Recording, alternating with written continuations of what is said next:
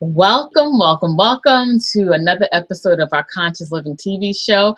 I'm Kim Hester. This is my husband, Jamal. And each and every week, we look forward to sharing with you empowering, informative, educational, uplifting information to help you live more consciously. And the topic for this segment is, you have a food addiction if. Now, we're going to be touching on food addiction, which so many people have. I've had it in my life. In the past, it's very, very detrimental to our health. It's, it could seem difficult to break. And in this video, we're going to touch on food addictions. You get a better understanding of it, the types of addictions there are, how you become addicted to food, and most importantly, how to break the addiction, because it's all about empowering you to make conscious lifestyle decisions. But before we want to get into it, I'll let Jamal say a couple words. Peace, everyone. Greetings and love. This is a huge topic. You probably noticed that we've been talking a lot about weight loss and things of that nature, because we really see it as a problem. We were sitting down talking a few weeks ago, and it just dawned on us that most of the people that come to see us, even though they may come to us for different reasons, they have weight issues. And most of the people that need health advice and things of that nature, it's weight issues. And then I'm reading about the newest consensus is, we tip the scales, over 60% of the population now is overweight. The overweight statistics in children are climbing. Like we are an overweight nation. We are a fat nation, of all different sizes. I did a video the other day. I don't know if you got a chance to check it out. If you didn't, definitely go back and do that. And we were talking about skinny fat people. So we have very thin people that are walking around and they're overweight. And so we're going to be talking a lot about weight and really just trying to help people to lose this weight permanently. We recently we wanted to do a case study on just weight loss and different techniques and things like that, so that we can better understand how we can help you and help others. And we put it out there that that we were taking 10 people to do a free weight loss study, and the results were overwhelming. We got so many people that was interested in losing weight. They emailed us with their concerns, and they called us with the things that they wanted to do. And we actually felt bad, because we want to actually be able to help.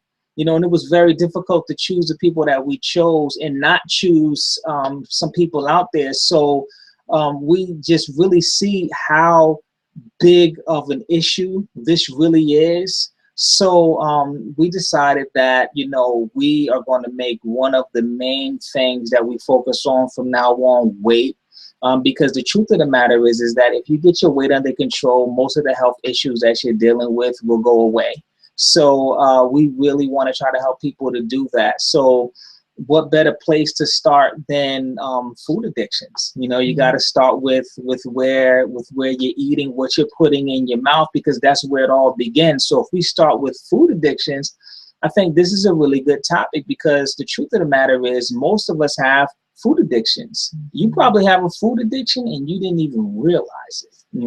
I know I had food addictions in the past, and I never was, like technically obese. But I have food addiction, so it can show up in so many different ways that it's very important that we touch on it and we talk about it.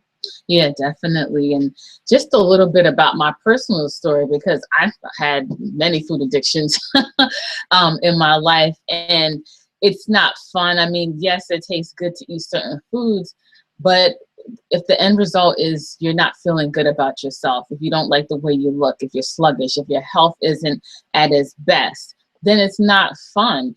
And it's pretty much common sense with losing weight. You know what I mean? If you eat healthier, you exercise, you should lose the weight for the most part. There's some people that have other imbalances going on that contribute to their weight gain.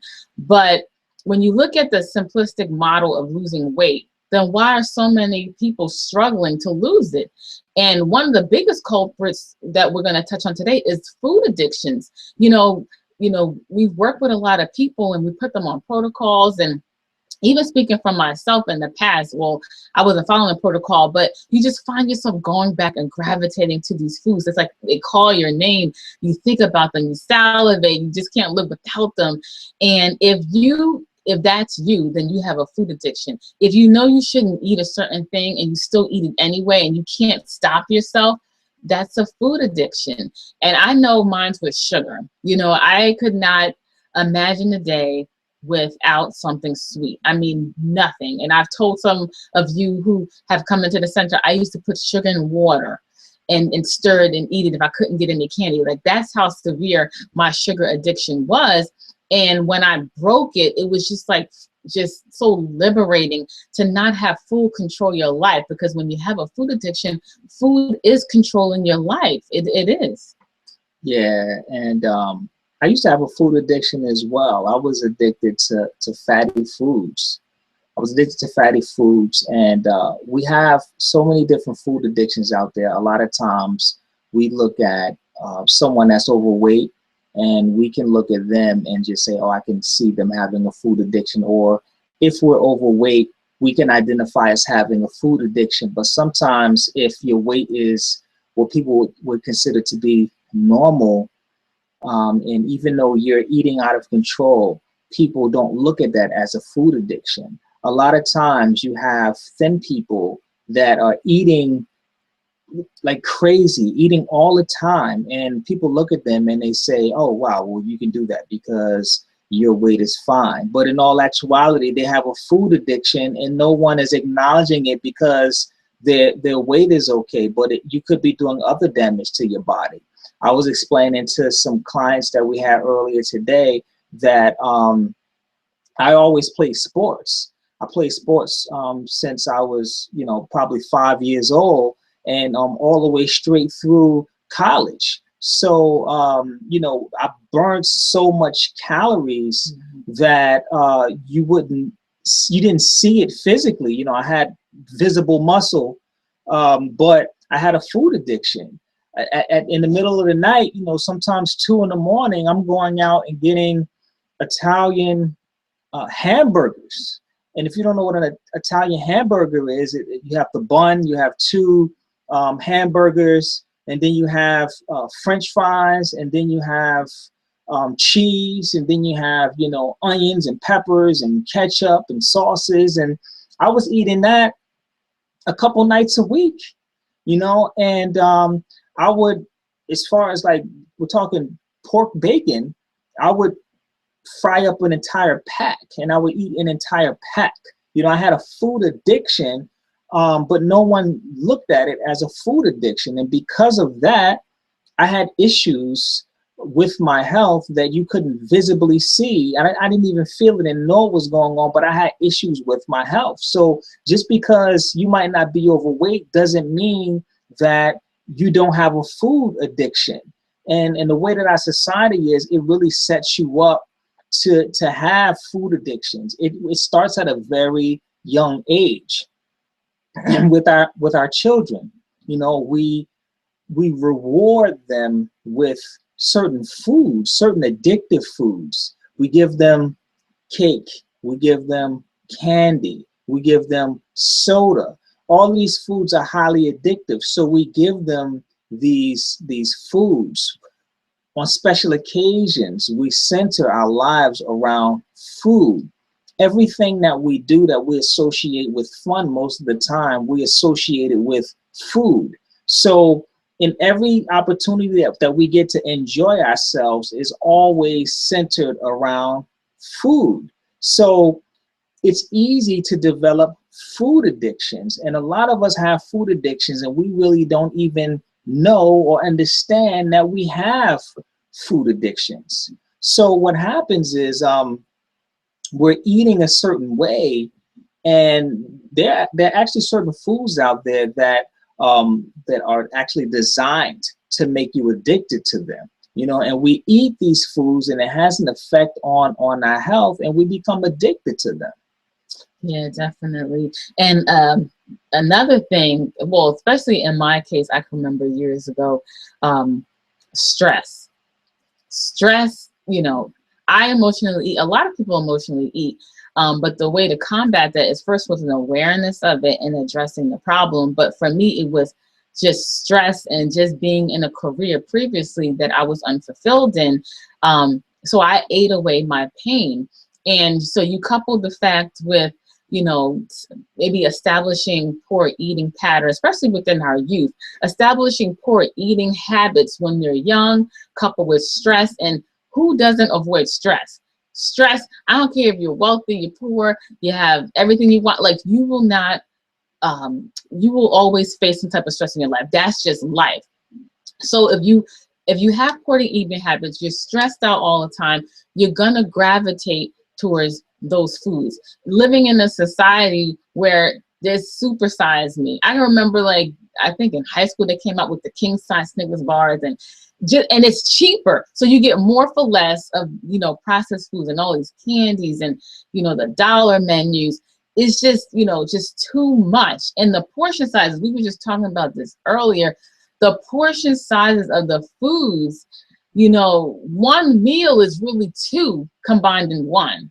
But just because someone serves you that one meal, you think, oh, this is just one meal.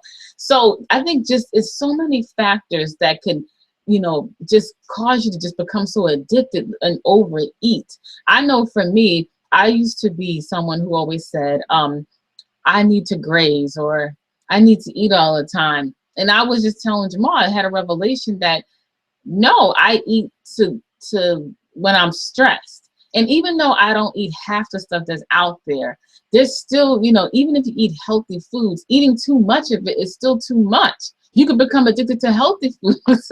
You know what I mean? So it's really about bringing in awareness to your actions and just having more discipline, and some other things that we'll discuss later on in the show. I think that's a really good point about being addictive to healthy foods, because a lot of times we will switch our addiction. We'll be addicted to the unhealthy foods, and then we'll switch to the healthy foods and we'll overeat those foods. And even though it's better for us, it's not as toxic, it still puts us in the same situation. We were talking about portion sizes, and a restaurant that we frequent, we were actually sitting there and we were looking at one of the healthier dishes that they have there. Won't name the establishment and I won't name the dish, but we were tallying up the calories in this one dish.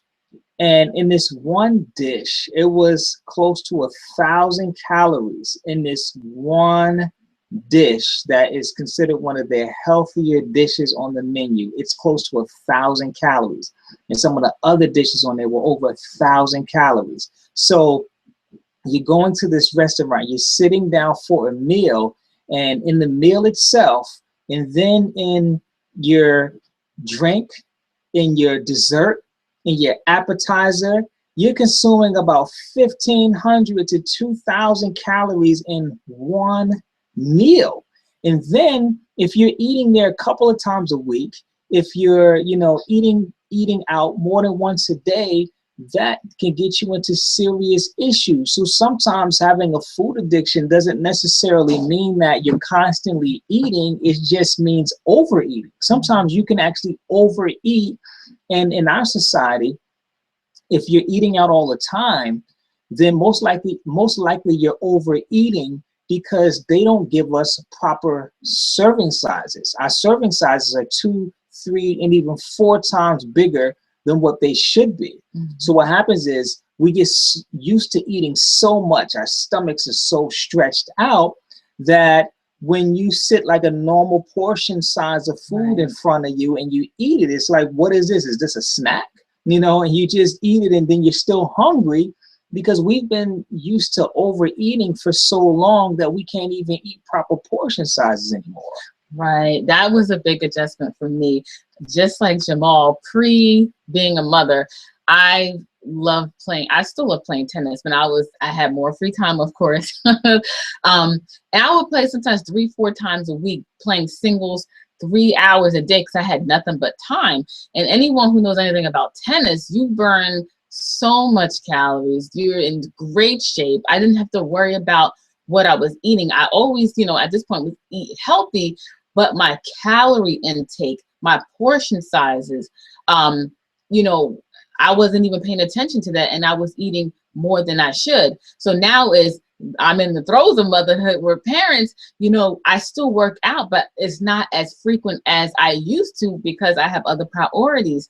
So one of the quickest ways for me, that I'm implementing now I'm having so much success with, is looking at what we're consuming. And even like the healthy dishes I prepare, like really looking at the numbers and seeing like, oh my goodness, like we were eating more than we needed to eat. And it's about creating different patterns of behavior.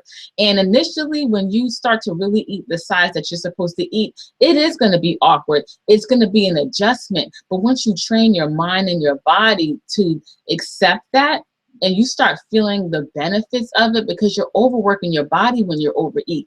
Digesting your food takes so much energy from your body each and every day. And if you're consuming these large meals all the time, your body's not able to function at its optimum level. So establishing new patterns of behavior in terms of eating, bringing in the consciousness and awareness is going to help you to break those food addictions.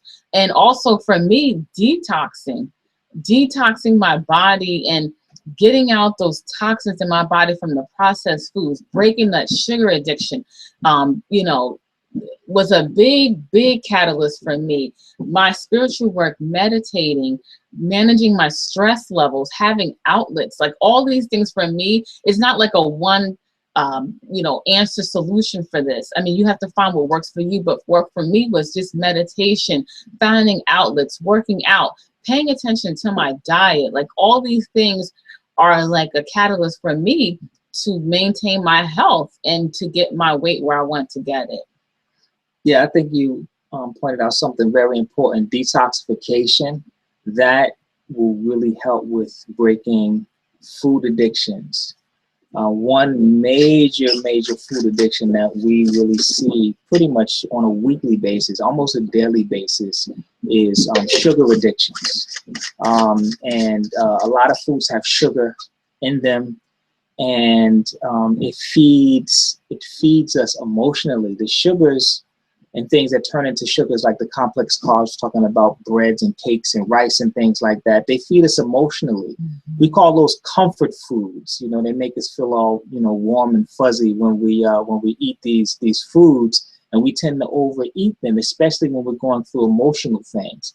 But what happens is it disrupts your body's natural bacterial balance, and it increases the bad bacteria in the yeast and the parasites and things like that. And it causes us to crave more of these things. So we find ourselves eating more and more of these foods that we shouldn't have because we're craving them. So we have these food addictions to sugars. So to detoxify and to do a sugar detox, to detoxify those things from your body is a very good thing to do. And I think something that's really important to do is, I think that it's important on a yearly basis that you reevaluate your lifestyle in comparison to what it is that you're eating. Because a lot of times we'll eat a certain way as a teenager, for example. And as a teenager, we're very active. We're very active, and we're consuming a certain amount of calories. And then as we get older, we don't change how we eat. A lot of people sometimes, they'll go off to college and they'll eat a certain way in college, and then they'll come home and get into the real world, and their lifestyle will change, but they don't change their diet. They're still consuming a lot of food, or not enough food, or whatever the case may be. But it's very important to evaluate your lifestyle versus how you're eating to make sure that they coincide. Because that's important, because once you do that, you can see, okay, am I overeating or am I not eating enough? You know, it's good to just evaluate, like, how am I eating? And you can write this out. It'd probably be a good practice to do this over the course of a week. Write out everything that you're eating and just kind of look at it and see, you know, am I eating too much sweets? Am I eating too much of this or too much of that? So you really can see what's going on with your diet. A lot of times we don't really evaluate. People may evaluate like every 10 years or something like that, you know, but the average person puts on a good, you know, pound to 3 pounds every single year that they, that they never lose. They just, you know, every single year they gain this weight because we're not reevaluating how we're eating. So I think those are two really good starters, detoxification, as well as reevaluating to make sure that your eating matches up with your lifestyle. Another good point would be to begin making a transition to eating more natural foods. And you don't always have to go from one extreme to the next, but if you go from, and I'm just giving an example, if you go from the unnatural processed potato chips and you get something more natural, like something organic in like a baked chip, for example, just by doing that alone, you're going to help to decrease your food addictions, because in a lot of potato chips, for example, they put very addictive things in there. They'll put fructose, like high fructose corn syrup in there, which is highly addictive, or they'll put MSG in there, which is highly addictive. Right. So you'll find yourself eating more of the unnatural things because it has addictive properties, things that are put in there purposely to keep you coming back for more. So by switching over to the natural versions of these things, over time you'll notice that you'll eat less because it doesn't have the same addictive properties in them. So that's another good tip to help you to begin the process of breaking food addictions. Right. It's just little small steps. Right. Little small changes that turn into lifestyle changes that you live. Don't do the changes just to lose the weight, because then you're going to go back to eating the way you were. You're going to go back to gaining the weight. And that's why people have the yo-yo effect. It has to be a lifestyle change. So before we wrap up, 2 things, just, you know, if you need to rewatch this video, rewatch it again, implement some of the things that we suggested. And, you know, we're on a mission to help people with this weight issue. We definitely want to see people thrive. We want to see people succeed. We want to see people happy with their bodies, you know, especially us women out there, us new mothers who go through these changes of life, and, you know, you have less time, but you still want to take care of yourself. You deserve to be your best. So what we're offering is free phone consultations to anyone who's interested, to anyone who's ready to take action, who's serious about taking action. We want to, you know, give you a free phone consultation. You can talk with Jamal, get down to the root of why you may be having issues with certain things with your health or with weight loss, and he's going to recommend a recommendation on how to address that. And it's up to you if you want to move forward, but at least you have some guidance, and you won't have to do it on your own. So if you're on our blog, which is contactyou.net, just click, it's a link below this video. We're posting this on our blog, where you can address, schedule an appointment with our online scheduler. That's how you're going to schedule it online. And you'll see the available time slots. It's a limited amount each week. So if you want some assistance, it's free. So why not even take advantage of it? Just click the link below this video, schedule your free phone consultation, and so we can help you on your path to optimum health. Okay, did you want to add anything? Yeah, I just want to add one last thing, and I can't stress this enough, and that's just how highly addictive sugar is to the body. It's extremely addictive, and right now there's a movement with packaged foods and things like that where it says no fat on it. So when it says no fat, what they do is they remove the fat and they increase the sugar. So if you're eating no-fat foods, most likely it has more sugar in it, and the more sugar is going to keep you addicted to it, which will cause you to overeat. So be on the lookout for the so-called no-fat foods out there. So that's the last tip that I want to give you. And just like Kim said, we're doing free phone consultations on weight loss. People that are serious and ready to take action today, ready to do something right now. If you've been trying to follow different programs and you keep going on the roller coaster of you lose the weight, you gain the weight, you lose the weight, you gain the weight.